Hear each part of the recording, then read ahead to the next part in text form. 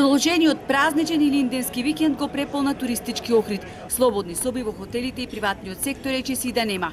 Влюбениците во Охрид уживаат во македонскиот туристички бисер. Покрај домашните, најбројни се гостите од опкружувањето, но на ривиерата забележливо е присуство и на гости не само од европските држави, туку од целиот свет.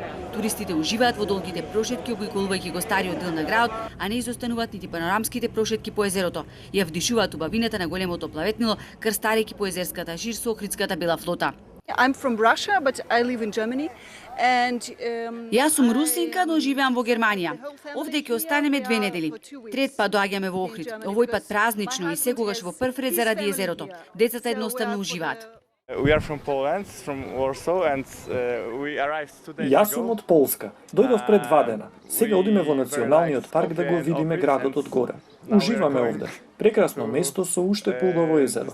Прв пат дојдов тука пред 5 години. Едва и чекав со пријателите да дојдам повторно. Најавените концерти на недобрите музичари и бендови во светската музичка индустрија го преполна Охрид. Шпицот на сезоната носи многу забава. Прашањето во врска со распределбата на настаните кои што се случуваат во градов, ние на рак рана која што ни се провеила веќе подолги години. Едноставно не можеме да ја раситниме, да ја раздолжиме сезоната од таа гледна точка, бидејќи некој што навистина и посакува да оди на повеќе настани, не може бидејќи се случуваат истовремено, последователно. Туристичките работници и еснафот гостители се стремат и понудата да е подигната по високо ниво. Ако оставиме добар впечаток, велат ќе привлечеме што повеќе гости кои повторно ќе се вратат во нашиот град.